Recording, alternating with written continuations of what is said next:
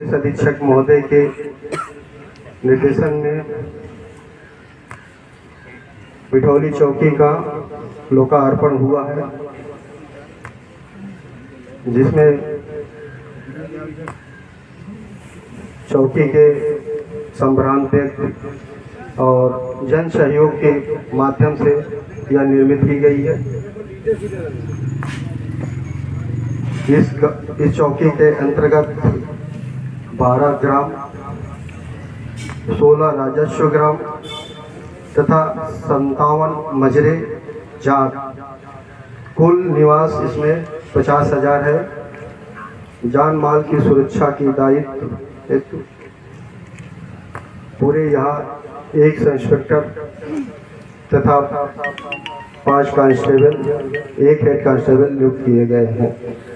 इसमें इस चौकी क्षेत्र का अंतर्गत 1 आर्यावर्त ग्राम मीड बैंक भी है तथा 22 सीटर अपराधी हैं। इस चौकी का पूरा क्षेत्रफल 8 किलोमीटर एरिया का है। इसकी सीमा कमलापुर व रामपुर कला से लगती हुई है। इस दृष्टिकोण से यहाँ पे कोई भी चौकी नहीं थी जो हमारे थाना क्षेत्र से 7 किलोमीटर दूर नियुक्त किया गया है। इस पे सुरक्षा के दृष्टिगत रखते हुए हमारे पुलिस अधीक्षक महोदय द्वारा यह चौकी का चिन्हित किया गया था, जिसको आज पूर्ण करके महोदय द्वारा लोकार्पण किया गया है।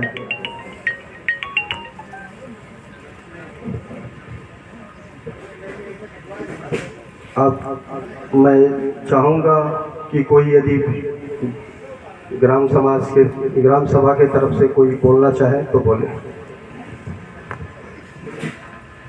परम सभ्य और सभी जनता की तरफ से, ग्राम वासियों की तरफ से हृदय से हार्दिक अभिनंदन एवं स्वागत करता हूँ। परम श्रद्धेय के सम्मान में आज ही स्वरचित कविता कर कमलों में उनके समर्पित करता हूँ। किसी चकलेट मित्र जी का हम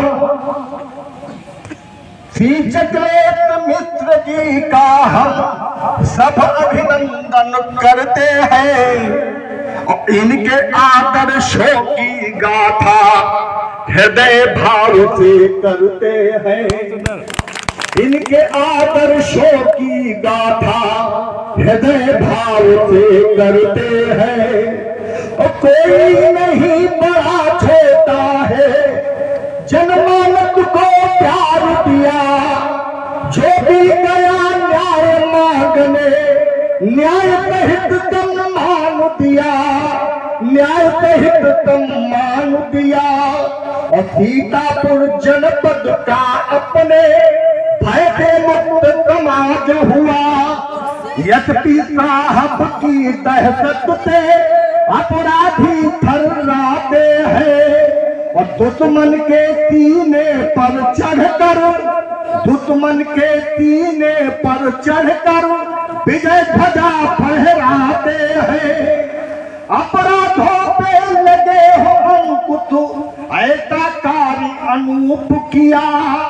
पुलिस चौकियों का जनपद में यथा उचित निर्माण किया। और कृपा कन्हैया की इन पर है, कृपा कन्हैया की इन पर है, कभी नहीं घबराते हैं। और कठिन परिस्थिति में भी डटकर सदैव कदम बढ़ाते हैं। बढ़ाते तुम्हें गौरव इनका की धरा पर छाई है। और भारत माता की सेवा में सदैव लगन लगाई है। और बढ़े सदा सम्मान आपका, प्रभु से विनती करता हूँ। और नए वर्ष में श्रीमान का हृदय से स्वागत करता हूँ। और पुनः पुनः स्वागत करता हूँ। ग्राम भिठौली आने पर बढ़े कदातम मानो हनेता मित्रा जी का जाने पर। जय हिंद, जय भारत माता की, भारत माता की, भारत माता की। मेरे साथी अधिकारीगण, सभी पुलिसकर्मी, सभी मीडियाकर्मी और क्षेत्र के गणमान्य नागरिक जो यहाँ पर उपस्थित हैं, आप सभी लोगों को मैं बहुत बहुत बधाई देता हूँ ये चौकी के आज लोकार्पण और उद्घाटन की। ये हम लोगों ने जब इस पर विचार किया था, इसके बारे में ये हो रहा था कि कहाँ पे चौकी बनाई जानी है, तो उसके लिए पहले आपने एक दूसरी जगह देखी थी, कौन सा लोग? अच्छा, तो वहां पे देखा था, लेकिन वो थाने से इतना दूर नहीं था जितना आज ये गांव पड़ रहा है, और इसके आगे भी कई सारे ऐसे गांव हैं जिनको थाने से बहुत ज्यादा दूरी पड़ रही थी। तो इसलिए हम लोगों ने स्थान चयनित किया कि ये नहर के किनारे है, जैसा भी एडिशनल एसपी साहब बता रहे थे कि यहाँ पर लगातार अपराधियों का मूवमेंट भी रहता है। उनकी चेकिंग के लिए, उनके लिए उनको ये समझ में आया कि किस तरह से पुलिस सामने बैठी है, तो अगर यहाँ पे चौकी होने से आप अगर सज्जन आदमी है तो आपको कोई फर्क नहीं पड़ेगा। यहाँ पे चौकी है, कभी आपका काम पड़ेगा, कभी कोई समस्या आएगी तो आप आएंगे, आपको यहाँ पुलिस मिलेगी, आप उनसे सहायता लेंगे। लेकिन जो चोर हैं, जो अपराधी हैं, जो डकैत हैं, वो जब यहाँ से निकलेंगे तो उनको ये ध्यान में रहेगा कि यहाँ एक चौकी बनी हुई है, तो उनके मन में एक खतरा, उनके मन में एक भय जरूर आएगा। तो जो पुलिस का आप लोगों ने सुना होगा कि पुलिस का जो ध्येय वाक्य होता है वो होता है कि अच्छे लोगों की हमें रक्षा करनी है और जो बुरे लोग हैं उनका विनाश करना है। तो जो बुरे लोग हैं उनके मन में डर पैदा करने का काम भी ये चौकी करती है। तो उसका एक प्रमुख कारण यह है कि हम लोग इस तरह से इस चौकी को यहाँ पर व्यवस्थित कर पाएंगे। इसमें बहुत से लोगों ने, क्षेत्र के लोगों ने सहयोग दिया, उनको मैं धन्यवाद देता हूँ। अभी एक शुरुआत है, मुझे लग रहा है यहाँ पर जब चौकी बनेगी तो धीरे धीरे आपके पास जमीन है ग्राम समाज की, तो उसमें आप जो अन्य निर्माण है, जो आपकी आवश्यकता है, उसके हिसाब से करेंगे। एक और चीज मैं आप लोगों से कहना चाहता हूँ, क्योंकि यहाँ पर सभी क्षेत्र के गणमान्य लोग उपस्थित हैं, कि अपराधी हमारे बीच में से ही होते हैं। अपराधी कहीं बाहर से नहीं आते, कभी ऐसा नहीं होता है कि बहुत कभी कभार 5% ऐसा होता है कि कोई दूर दराज का कोई अपराधी आके आपके अपराध कर जाए। ज्यादातर या तो आपके क्षेत्र का होगा या पड़ोस का होगा, हो सकता है बगल के थाने का हो या बगल की तहसील का हो। तो ऐसे अपराधियों के बारे में जब तक हम लोग ये विचार नहीं करेंगे कि ऐसे अपराधियों को हम अपने गांव में ना रहने दें, ऐसे लोगों पर हम सामाजिक रूप से दबाव बनाएं कि वो अपराध का रास्ता छोड़ें, जैसा पहले पुराने जाने में होता था कि अगर कोई आदमी बदमाशी कर रहा है तो पूरा गांव उसको एक तरह से बहिष्कार करता था उसका कि तुम्हें न बुलाएंगे, न अपने पास बैठने देंगे। लेकिन अब समय बदलने के साथ में कई लोग उसमें अपना स्वार्थ ये देखते हैं कि हो सकता है इस अपराधी से मेरा कुछ फायदा हो रहा हो, तो उससे दोस्ती कर लेते हैं, उससे जान पहचान कर लेते हैं। तो ये समस्या कई बार आती है। तो हम लोगों को ये चीज ध्यान रखनी चाहिए कि ऐसे जो अपराधी हैं उनको हम लोग किसी तरह अपने पास ना पकड़ने, अपने पास ना बिठाएं। उनको जब सामाजिक रूप से पता चलेगा कि उनका बहिष्कार किया जा रहा है, तभी वो इस तरह के अपराध के रास्ते को छोड़ेंगे। वो अपराध के रास्ते को छोड़ दें, उसके बाद हम लोग उनको दोबारा से समाज की धारा में रख सकते हैं। जैसे भी इन्होंने बताया कि इस क्षेत्र में 22 एचएस है, तो ये 22 एचएस आपके यहाँ ना चोरी करें, साथ में बगल के थाने में भी न जाके चोरी करें, क्योंकि सभी लोग हमारे देश के नागरिक हैं। ऐसा ना हो कि आपका अपराधी जाके दूसरी जगह अपराध कर रहा है। उसके लिए पुलिस को तो निगरानी की जरूरत है ही, लेकिन साथ में आप लोगों को भी उनकी एक्टिविटी देखने की जरूरत है कि अगर कोई आदमी गड़बड़ कर रहा है, रोज रात को गायब है, न खेत पे जा रहा है, न काम धंधा कर रहा है, दिन में सोता है, रात को जगता है, तो आप उसके बारे में पुलिस को, चौकी को, थाने को बताइए। जब आप बताएंगे तो हम लोग उसकी चेकिंग करके उसका प्रॉपर कार्रवाई उसके ऊपर कर सकेंगे। तो ये आप लोगों से सहयोग की जरूरत है। इसके साथ में एक बात और कहनी थी कि आजकल साइबर अपराध बहुत ज्यादा बढ़ रहा है। सब लोगों के पास मोबाइल है, आप लोगों ने देखा होगा कि फर्जी कॉल करके आपसे ओटीपी मांगेंगे, आपका आधार नंबर, आपका बैंक अकाउंट नंबर ये मांगेंगे, और कई लोग उसमें उनके झांसे में आकर और अपना नंबर दे देते हैं और उसके बाद आपका पूरा अकाउंट से पैसा निकल जाता है। ऐसा बहुत लोगों ने देखा होगा।